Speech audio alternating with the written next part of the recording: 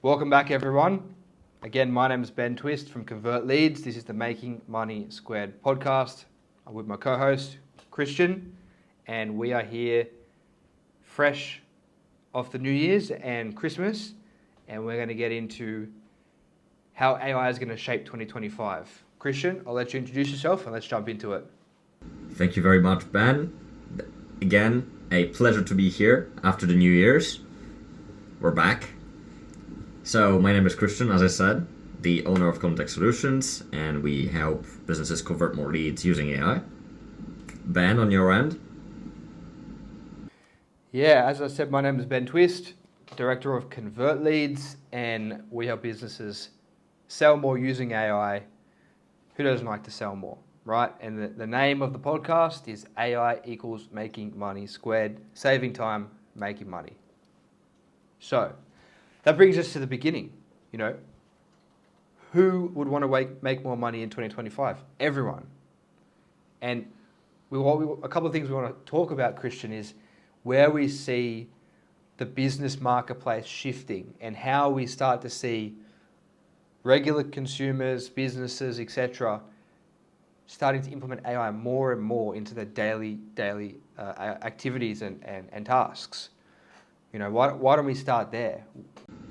Yes, for sure. So, on my personal perspective, I've seen AI be integrated into the business world more and more as time goes on. From a year and a half ago, it wasn't as prevalent, and people were still on the edge about AI. It was still something. Well, okay, I've used ChatGPT once, but it's not really as reliable, and I don't know, not really. I just prefer to hire someone to do that task. To now, people really see the value in it, or start seeing the value in it. And that's where that's where people will start creating or hiring people to create more AI solutions, right? And what that also means is, unfortunately, for those people who are doing jobs where AI could do their better job than them, they could get fired. They will get fired unless they adapt. Exactly. I mean, Charles Darwin, you have to adapt. Otherwise, you're going to be wiped out. And that's where we're seeing the marketplace now. Like, I can agree with you, Krystian. From the news coverage and, some people using it and businesses using AI and, people have dipped their foot in the water. They've tried ChatGPT. If you ask the average person, the average 18 to 55-year-old, hey, have you used ChatGPT or seen someone use it in front of you? The answer is probably yes. Whether it's they've tried it themselves, their child has shown them, their grandchild, a colleague at work, maybe it was some AI training at work. They've been exposed to it. They've wet their feet, so to speak. And now we start to see, which we spoke about just before putting the camera on, people are now looking at it like, what can AI do for me? The resistance barrier is dropping. There's still lots of concern, of course. People think robots are taking over the world, of course. But the resistance barrier is lower. People are more open to trying it, and they're actually taking that step forward to then try things and experiment. Which is a tenet of what we've been talking about. Just try something with AI and work on it over time. Pick one thing and solve that problem. Yes, of course. Well, now the question becomes, right? Well, in what can AI do for me, like technically, like what tasks, right? In my opinion, especially, we've been speaking about it all the podcast all the time, right? So, AI is really good at everything that's text and analysis related. That's ChatGPT. And then, for example, image and newly video. So that's Midjourney, let's say, and Sora. And using all of those three different vehicles, so text, image, and video, you can do lots of different stuff, right? You can do, well, one thing that comes to mind for me, like right away, is content. Yeah, big one. Because content can be either organic, right? Or can be even used in paid ads. And paid ads, right? With an AI that is trained on only the best performing ads in the world. That has the capability of, well, creating amazing ads in 5 seconds. But also increasing the marketplace competitiveness by a long shot. And that, I think that's going to be happening in pretty much all industries, is everything's going to become way more competitive because people are going to start using AI to its fullest. Absolutely. Well, what happens when there's more eyeballs and more attentions on something valuable? The competition increases. And that's what we're seeing. We've been preaching to everyone that the opportunity is dwindling, and it is. But there's still time to get in and stay ahead of your competitors. Because even if you're not in business, you can still use AI to improve your life. Like text-based stuff, drafting emails, drafting contracts. Maybe you have to reply diplomatically to your landlord. Maybe you have to put together a bunch of Excel data, for whatever it is. Maybe you want to create some Instagram posts for your family page. Nothing to do with the business. All of these things can be improved and done faster and more efficient with AI. And that's what we're seeing. More AI content, both text and image, and video as well with Sora. Where do you see that? You see a lot more on social media, on LinkedIn, on YouTube, more content, AI generated. What I also think is going to be maybe a bit scary, but definitely something very interesting from a business perspective, right? Speaking of that video, is AI clones and AI avatars. So either cloning your face, right, and giving it hand gestures and moving its mouth and putting voice over it, so it looks like you speaking, right? Or creating a totally new person and doing that to them, so we have like an avatar that just speaks whatever you wanted to say.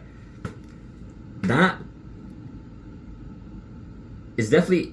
I already know a couple people who use that, for example, for ads. And that is something pretty interesting, right? Because you can make a model, per se, like an avatar, a person, that cannot do anything. Let's say, from a branding perspective, right? If a brand endorses an influencer in an ad, and the influencer does something bad, and then it makes the brand look bad.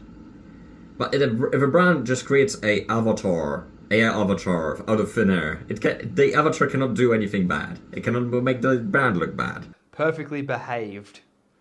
Exactly. Yeah.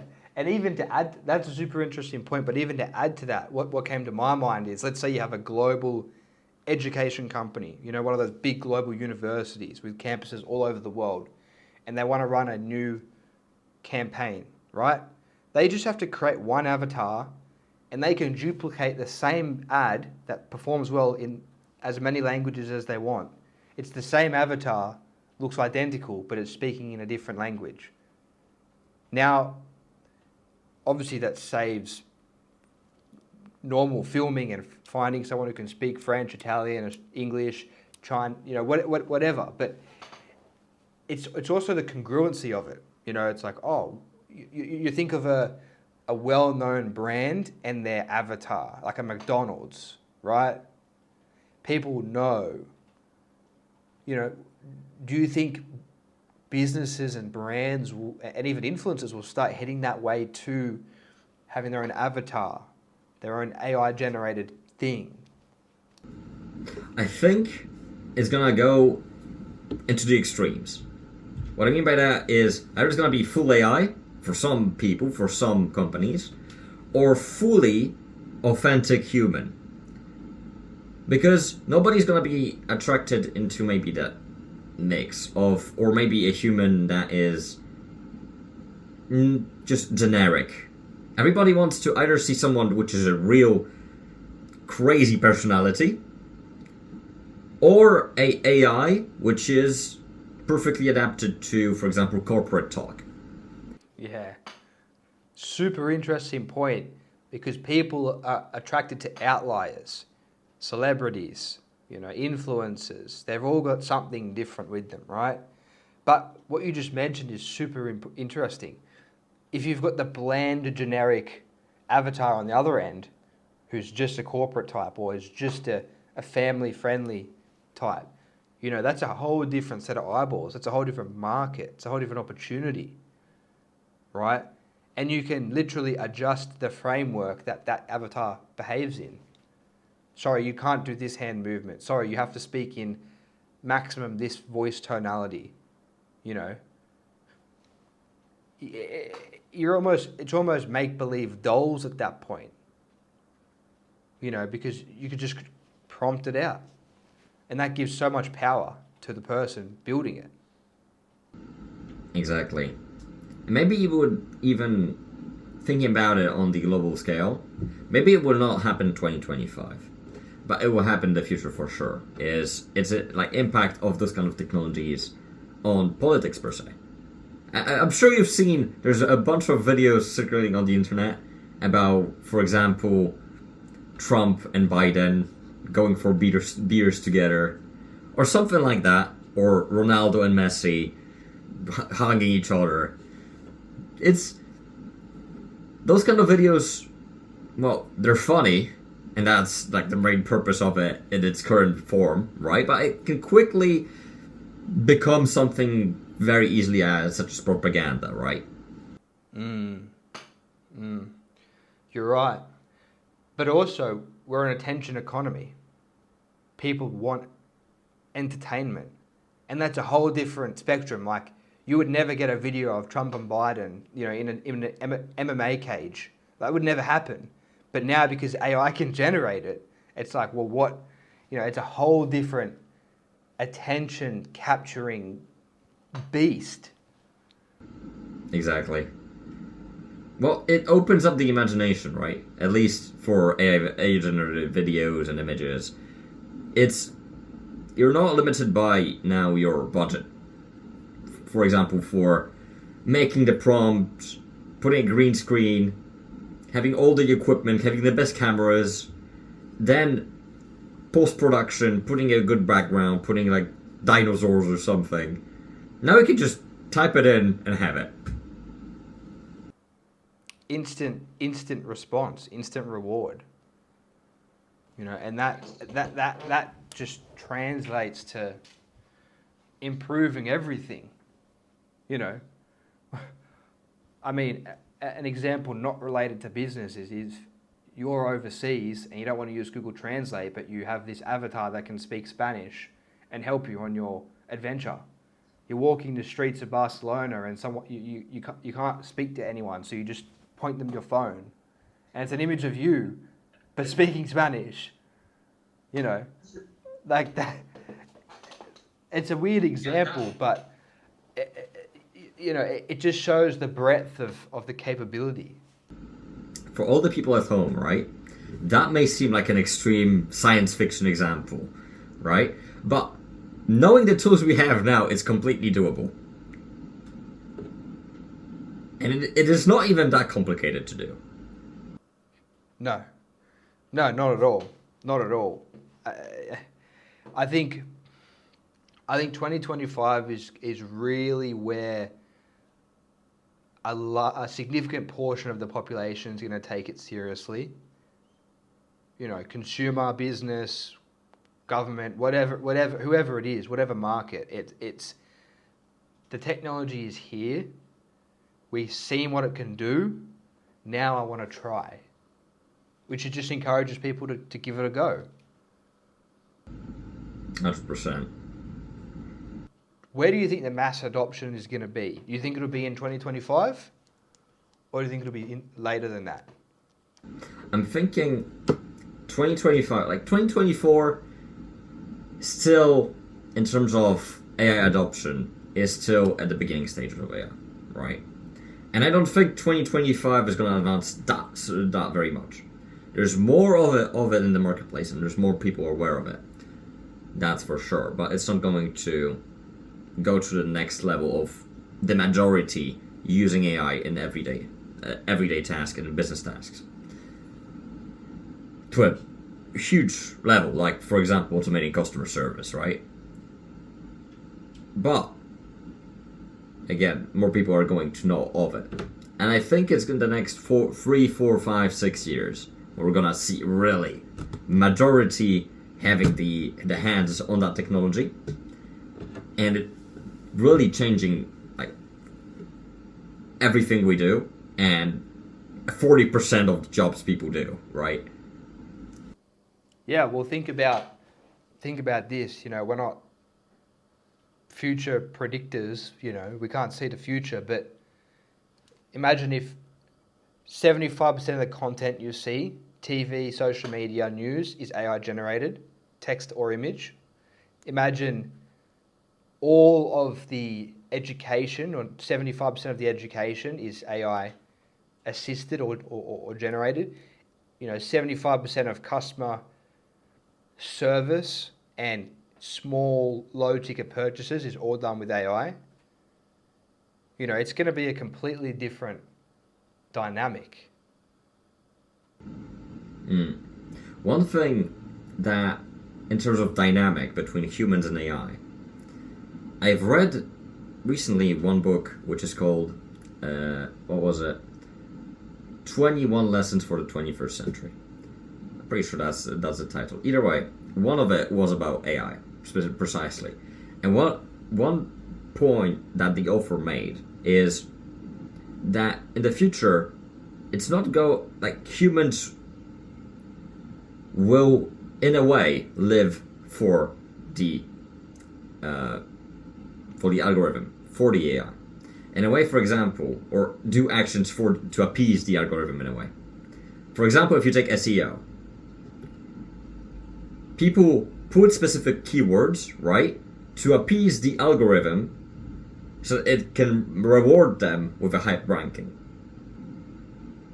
We'll see way more of those kind of dynamics where people will rely on automated AI systems to achieve a certain goal, and those AI systems will predict and maneuver the behaviors of the masses, the people. Yeah, that's a great point. That's a fantastic point. Doing things for the algorithm, for the better outcome, for the AI. That'll translate to everything. Where do you see? Talk to me about, because I want people to get value on how they can use AI right now and what's available to them. Talk to me about what you would use AI for in your day-to-day. Like, right, as a consumer, as a business owner, whatever, what can the average person go, I should try that. That's going to help. Right. So I'm going to take the example of, my day literally today. So I literally, before coming onto this podcast, I was filming a YouTube video. And to first get the idea of the YouTube video, I have a AI assistant that's trained exactly on my niche, on my specific offers, on my agency, on LinkedIn content, on my competitors, etc., to then get a clear view of my business. And I asked it, could you give me a couple ideas for a YouTube video? Chose one, told it to script it, took that script, modified it a bit, by giving it some more questions, then filmed the actual video. That's one, for example, way to use AI right now, and it is really good. As a consumer, per se, I've even seen a video a while ago about the speech to text feature on on ChatGPT, which basically means you can just talk to it and will understand you. And it can also respond in speech. And I've seen someone, right, combine that with with pictures of, let's say, a math equation or a math problem to teach themselves how to have pretty much a private teacher as GPT helping them with that specific math problem. So that's one really great way. And there's of course lots of different ways to use AI. For example, getting ideas to what to make for lunch today. Something really stupid, but it can help you out a lot because it can give you the answers you may have been looking for 10 minutes and 5 seconds. It's the speed of information. You need help with writing a resume. Give it some basic information. Resume is sorted, edit it. It's well written, it's good. Going to a stupid example, run out of shows on Netflix to watch. Tell it the type of shows you watch and tell it to suggest you some from other platforms. Save you 15 minutes of scrolling, because everyone scrolls, right? Looking for something, right? Simple things like that. Weighing your food, that's a huge one. Where you can take a photo of your plate of food and it can tell you the macronutrients. Making recipes, all of these things. It's the speed of information that just cuts that 15 minutes here, half an hour here, 10 minutes here. You have so much more time. Yep. And that's what AI is about, right? And that's the, I guess, title of this podcast, Making Money Squared. What does that mean? AI equals making money squared. Because AI allows you to do two things, we touched at the beginning. It allows you to save you time and make you more money in a business perspective. And saving you time, well, it saves you money because you would have paid someone else to do it otherwise. So it just makes you money squared. There you go. And even if it doesn't make you money, it still saves you time. Like even if you don't have a business and your ROI isn't based on your income isn't based on your if you're on a salary, right? And it doesn't matter if you make your sandwich in 10 minutes or 20 minutes, you're still opening up some time to do other things. Spend time with the family, go walk outside with the dog, whatever it is. You're limiting the resistance to complete tasks and receive information. Just to close out, something I like doing. If I learned an interesting fact of the day, or I see a sign, or I watched a video, and there was something that I want more information on, I'll just put the voice to text on, ask ChatGPT, and it will speak it back to me while I'm doing something, while I'm making food, while I'm doing washing, whatever it is. So I'm learning about something that caught my attention while doing something else. You don't have to wait, then search it up, then you've forgotten about it, read a book. It's just, it's instant feedback, instant information. Yeah. And that's why it's going to be, that's why more and more people realize its value, right? And that's why more and more people apply it in their personal life and in their business life. Yeah, I think that's what happened in 2024. More and more people were exposed to the value that it provides. And now they're curious. Now they want to try whatever that trying is. Awesome. Is there anything else you want to add? Any other questions, Krystian? Sounds good for me. So, thank you very much for sticking on. This has been how AI will impact 2025 and what you can do in your day-to-day life to take advantage of it. So again, my name is Krystian and I'm the founder of Cognitech Solutions, where we help businesses convert more leads. Now to you. My name is Ben Twist. Thanks for sticking around and watching. If you could take anything from this, just be curious about using AI this year. It's the start of the year. Ask it, tell it your weight, and tell it your fitness goals, and it will give you a personalized routine. You know, boom. That's a great way to start the year. You know. We'll see you on the next one. Take care.